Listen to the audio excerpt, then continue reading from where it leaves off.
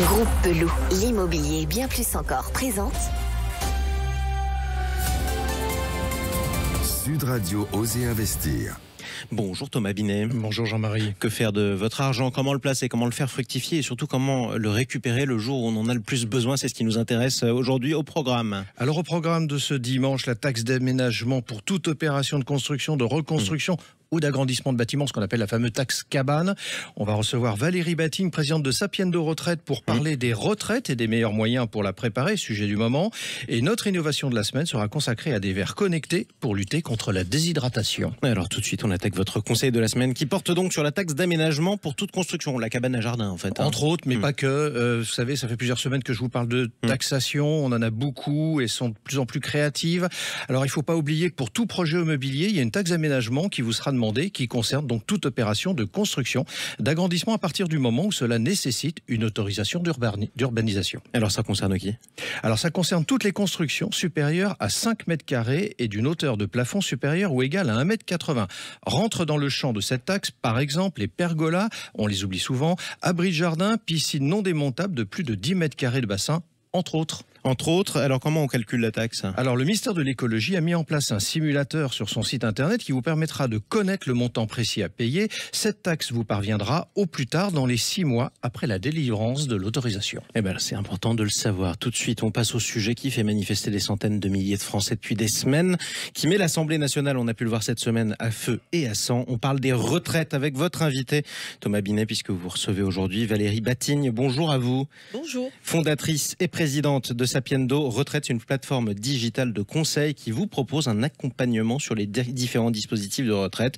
Ça vous permet en tout cas de vérifier la carrière, l'optimisation des droits à la retraite. Bonjour Valérie Batigne. Bonjour. Alors c'est vrai que c'est le sujet du moment, mais c'est pas le sujet seulement du moment, parce que ça fait quand même 2 ans, au moment du Covid.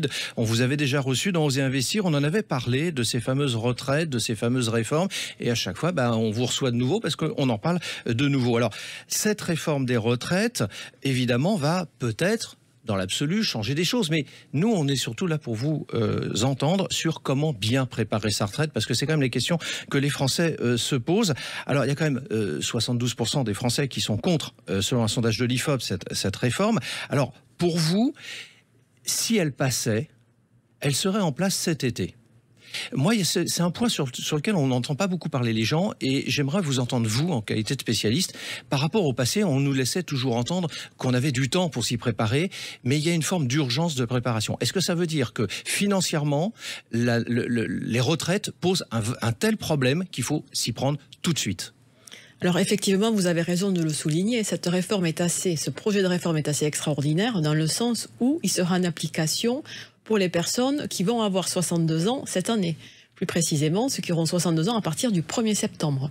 Donc ça peut changer les plans des personnes qui avaient projeté de prendre la retraite dès cette année. Ça, c'est très inhabituel. D'habitude, on laisse 2-3 générations avant que la réforme prenne tous ses effets, parce que ça va modifier les plans des Français, mais aussi il faut adapter tous les algorithmes et toutes les procédures dans les caisses de retraite. Donc c'est vrai que ça paraît très très proche. Et d'ailleurs, ce n'est pas du tout dans tous les débats, ça ne revient pas si souvent que ça. Alors, est-ce que ça signifie pour autant qu'il faille la réformer immédiatement, dans le sens où on nous laisse entendre qu'il y a tellement de déficits qu'il faut le faire tout de suite? Alors, c'est vrai qu'il y a du déficit, donc 10 milliards versus 40, parce que tout le monde n'est pas d'accord sur les chiffres. Donc déjà, chiffrer le déficit n'est pas une mince affaire. Ouais. Vous avez chaque année le corps qui produit un rapport de 200 pages. Dans ces 200 pages, il y a 4 conventions comptables différentes qui produisent tous des chiffres différents. Donc 10 milliards, c'est un chiffre parmi d'autres. On peut aller jusqu'à 40 milliards si on prend en compte le déficit spécifique de la fonction publique d'État. Donc déficit, il y a. Le chiffrer, c'est pas si facile, c'est déjà un sujet. Donc moi, je préfère m'en tenir à la démographie. Parce que la démographie, c'est beaucoup plus simple à chiffrer et on a l'INSEE. Alors qu'est-ce qu'elle nous laisse entendre, cette fameuse démographie? Et donc, justement, ce qui est vrai, c'est qu'en matière démographique, il y a un vrai vieillissement démographique. Moi, je parle même pas de choc démographique, mais de tsunami démographique. Donc je vais vous dire quelques chiffres qui sont édifiants. Donc, entre aujourd'hui et 2040, c'est-à-dire dans moins de 18 ans, c'est demain en matière de retraite. La retraite est un temps très long. On a aujourd'hui un peu plus de 14 millions de personnes qui ont 65 ans et plus. On en aura 19 millions. Donc d'accord. 5 millions de plus de personnes de plus de 65 ans pour le même nombre de personnes qui ont entre 20 et 64 ans. Donc de Ça fait cotisants. On peut assimiler à des Oui. cotisants. Donc il y a un stock de plus de 33%, si vous voulez, en 18 ans, de personnes de plus de 65 ans. Ça, c'est la réalité démographique. Et donc, il faut faire quelque chose.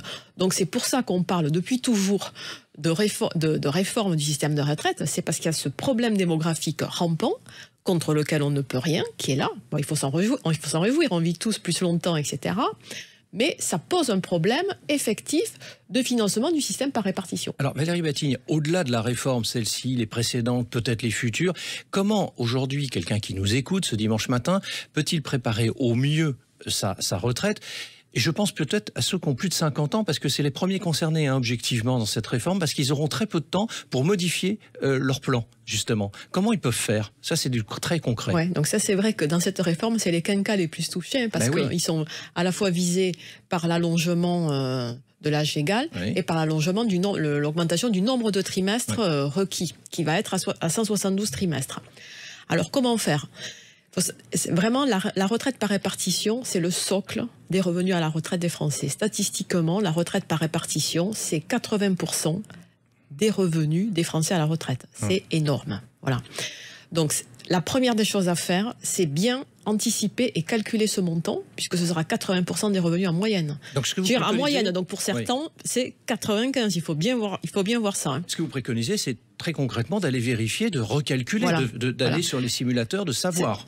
Voilà, donc il faut savoir très précisément combien on aura et à quel âge. Oui. Et là, j'insiste, alors, si la réforme passe, hein, il y a cet âge qui est légal, qui est repoussé à 64 ans, mais il y a énormément d'exceptions. Il y a 40% des Français, d'après les études d'impact, qui pourraient partir avant 64 ans. Donc la première chose, ce sera vérifier la législation qui s'applique à son cas particulier. Moi, je voudrais vous entendre sur comment il faut préparer. En quelques instants, il faut acheter sa résidence principale, on le dit souvent, il faut aller vers des SCPI, il faut faire des plans d'épargne retraite. Vous conseillez quoi, vous, ce matin ? Donc en fait, la gestion de patrimoine, il faut vraiment l'adapter à son cas personnel. Donc déjà, à la base, c'est regarder combien je vais avoir en retraite par répartition, à quel âge. D'accord. Première chose, donc on a un chiffre et un âge. Ensuite, on regarde de combien j'aurais besoin pour vivre. Très important. Donc il faut arriver à anticiper. À vivre, entre guillemets. Voilà. J'aurais besoin moi il me faut 2500 € par mois, par exemple. Net. Voilà. Avec ma retraite par répartition, j'aurai par exemple 2000. Donc comment je vais faire pour avoir ces 500 €? Et à partir de là, on fait un rétro-planning en fonction de son âge. Dire, il me faudra une rente de 500 € de plus par mois. Voilà. Plus on est jeune, plus c'est facile. Hein. Donc je conseille vraiment à tous les jeunes auditeurs de se pencher sur le sujet. D'anticiper. Plus jeune on s'y prend. Absolument, parce que si on est jeune, c'est 50 ou 100 € par mois. Si on s'y prend à 55 ans, c'est pas la même histoire, c'est beaucoup plus. Donc le secret, c'est s'y prendre jeune. On va vous recevoir dans un prochain numéro. Vous viendrez nous expliquer justement comment on s'y prend dans le détail en fonction des générations. Merci Valérie Batigne. Et puis on vous posera des questions personnelles aussi. Ça finira bien par nous intéresser, même si c'est de plus en plus tard. Quoi qu'il en soit, merci à vous. Je rappelle que vous vous présidez même Sapiendo Retraite pour tous ceux qui veulent prendre des renseignements sur leur retraite. Quoi qu'il en soit, place à l'innovation de la semaine. Ça, c'est avec Thomas Binet. Thomas, vous allez nous parler cette semaine de verres pour boire, des verres VE2RES, des verres pour boire qui sont connectés, et ce, afin de lutter contre la déshydratation chez les personnes âgées. C'est très important. Oui, c'est très important, et puis c'est une innovation assez intéressante, parce qu'on sait qu'à partir de 70 ans, nos reins fonctionnent normalement moins bien et que notre besoin d'eau est plus important. Alors, 2 litres d'eau en moyenne par jour sont nécessaires en temps normal, et je ne parle pas évidemment des périodes de canicule qu'on a pu rencontrer et qu'on rencontrera encore.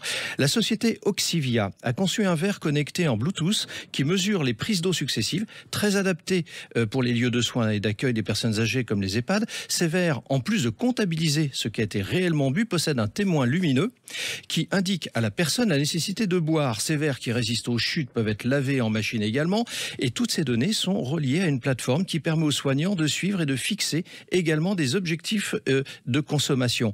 Et cette plateforme alerte les soignants en cas d'hydratation insuffisante. Voilà, donc c'est qu'un verre d'eau, mais en fait, c'est déjà plein de technologies. Ça ressemble presque au dispositif qu'on a dans nos voitures. Rendez-vous tout de suite à la première station-service, tout simplement, et refaites le plein. Merci beaucoup Thomas Binet. Merci à vous Jean-Marie. On retrouve Oser investir dimanche prochain. Je rappelle qu'on peut vous retrouver aussi sur la chaîne YouTube de Sud Radio et tous nos réseaux sociaux. On vous dit à bientôt. Merci Jean-Marie. Sud Radio Oser Investir. Avec Groupe Pelou, l'immobilier et bien plus encore.